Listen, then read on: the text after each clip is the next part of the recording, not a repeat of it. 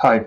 Sometimes in our work, we get large sets of data in spreadsheets that can be a little bit intimidating and we don't really know where to start, and we struggle to pull meaning from this big data sets. I'm going to give you some tips and tricks on how to deal with that.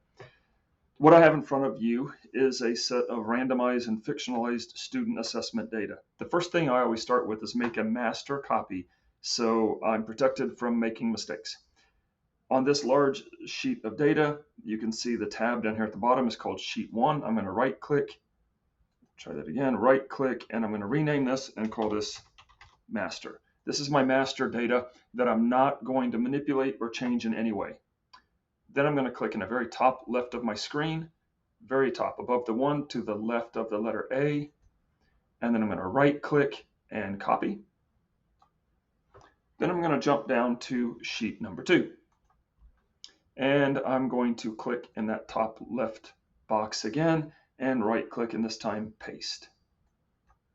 So now I have a set of data that I'm going to manipulate. So I'm going to zoom in a little bit and show you what we have. So what we have here are a list of student names and SSIDs and assessment scores. And again, it's all random and fictional, so it's no real student data. The first thing I notice in looking at this data is I've got numbers here with the little green boxes, little green triangles in that top corner. A lot of times in data sets, you get data that's actually being saved as a number rather than, saved as text rather than a number. And if that's the case, you get that little green triangle. If it's a number saved as text, you can't sort and filter it very well. So I'm going to fix that first. I'm going to click and drag down over this entire row of data. And this only has 137 entries. And then I should see a little box. Let's try it one more time. Click and hold it all down.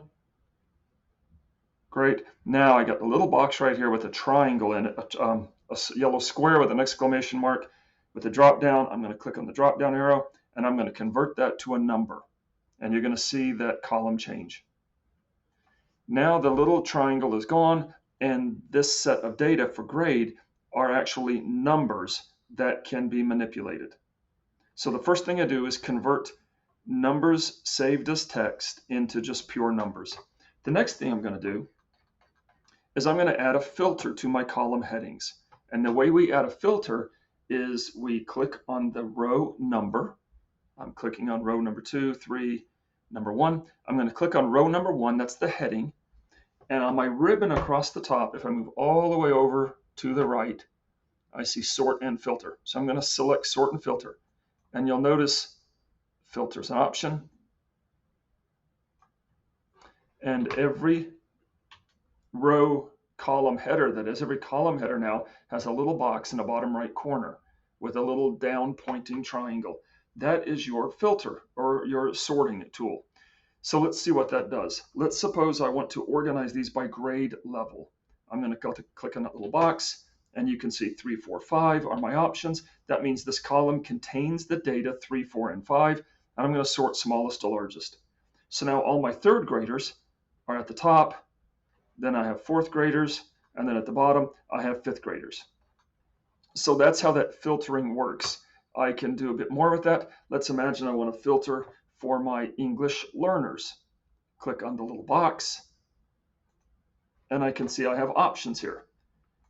I'm going to select anything that's not blank, 1 year, 2 year, or yes. So these are my English learners, and I can see, well, I only have, looks like about 8 of those. So there we have our English learners. I want to turn that off now. So I'm going to go back, click it again, and this time hit select all. Now I'm back to where I was. So that's how the filter works. Let's imagine I want to filter for my students who, on the reading performance, are novice. I'm going to select on the filter, deselect all of them, and then only select novice and say OK. Now I see everybody in my list now are my novice readers. So that's how the filtering works. Now let's take a look at what else we can do after we've filtered our data. Let's imagine I'm preparing a data set to be used in PLCs or something. First thing I'm going to do is make sure all my filters are turned off. if I'm looking at my little boxes, I can see that I don't have any up or down arrows and the little funnel isn't present. So I know everything's fine. I see this little up arrow here, which tells me it's sorted by grade level, which is also fine. So the first thing I'm going to do is make a sheet that just contains third grade data, let's say. So I'm going to filter for just my third graders.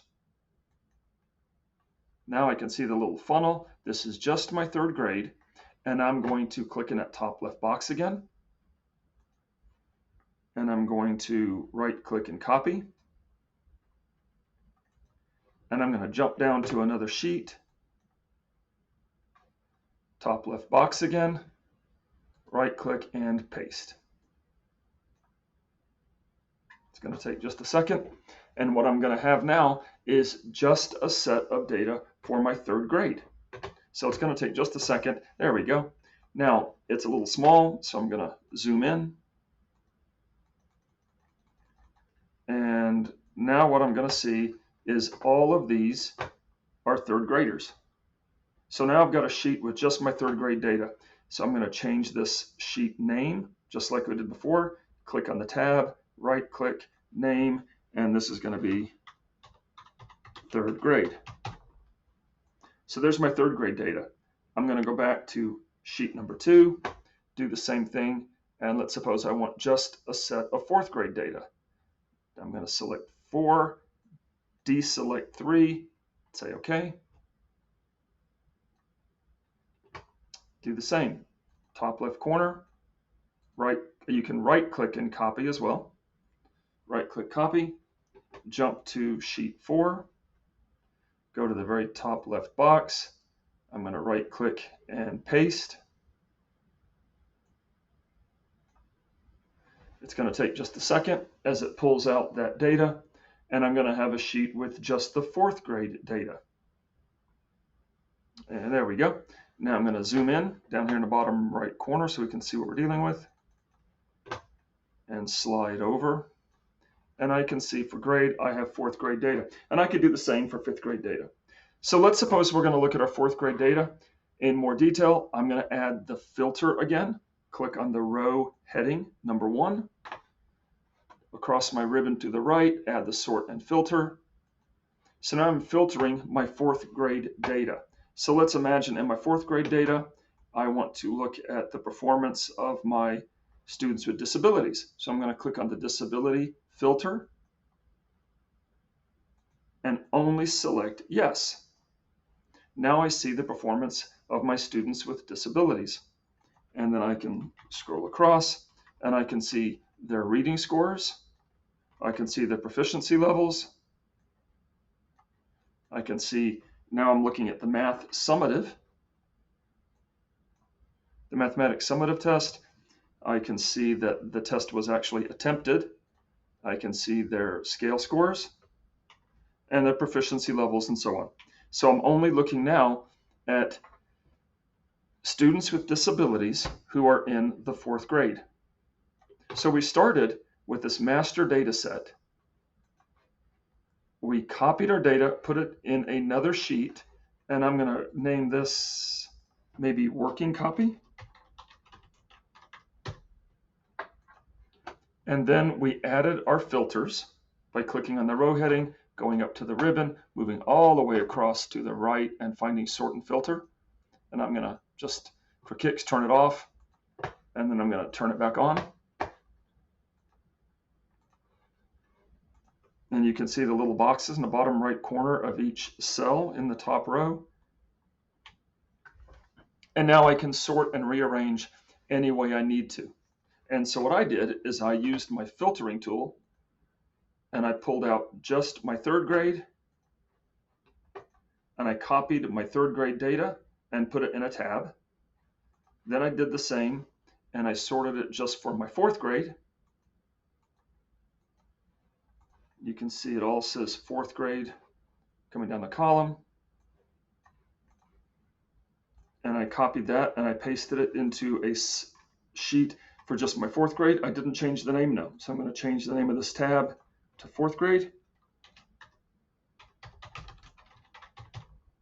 Let's see if I can type it correctly this time, fourth grade. But I got more fourth graders than that. This looks like I've only got about 10 fourth graders. So I got an issue somewhere. Oh, that's because I've got a filter on. Do you see the little funnel right here? The little funnel tells me I'm filtering. So I'm going to click that box and say, oh, yep, it's only yes for disability. So I'm going to hit select all. Now I look and that looks better. This is my full set of fourth graders. And for this set of fake data, I have 49 fourth graders. And then if I wanted, I can sort this by reading scale score from smallest to largest. And maybe I can think anybody who's got a scale score of less than 150, I have a concern about, and they would all be novice. So I can see these are all of my students with a scale score of less than 150.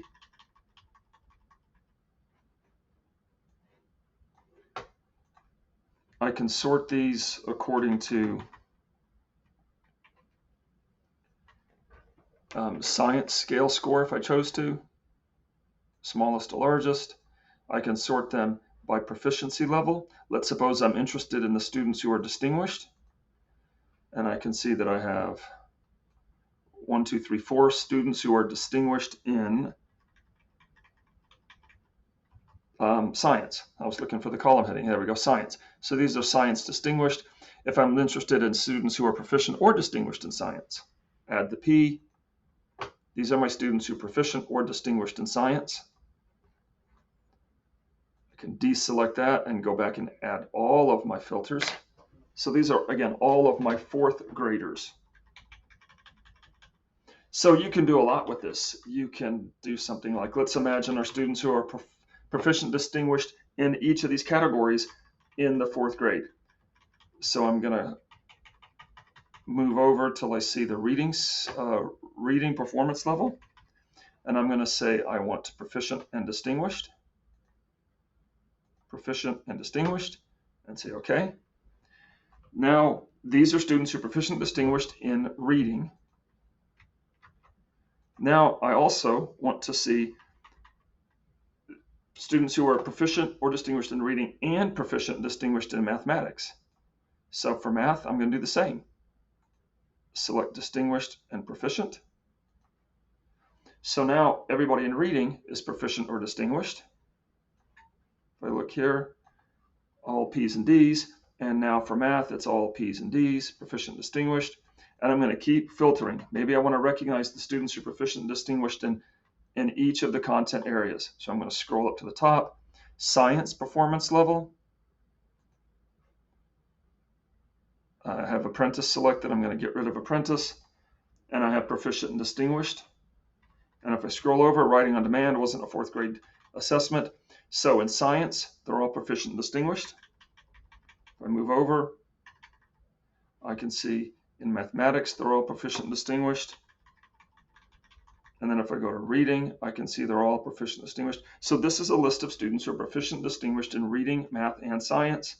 And then I could take my last name and alphabetize these, A to Z. So now I've got a list of students who are proficient and distinguished. Let's try that one more time. There we go. These students are proficient and distinguished in the content areas that were assessed, the reading, math, and science. So there's a lot you can do with filters. You can filter the data, you can sort the data. It's a really, really useful tool. So just to review, first thing I would do is I would go to my master list and I would make a copy. Right click, copy, and then jump to another tab and right click and paste. And then I call this my master and my working copy. I don't mess with the master. I'm done with that. I don't want to mess up that data. In case I make a mistake, I have to go back to it. Next thing I did is I changed the numbers stored as text. You see the little green triangles down this row. For some reason, this is a number that's saved in the spreadsheet as text. That really complicates sorting and filtering.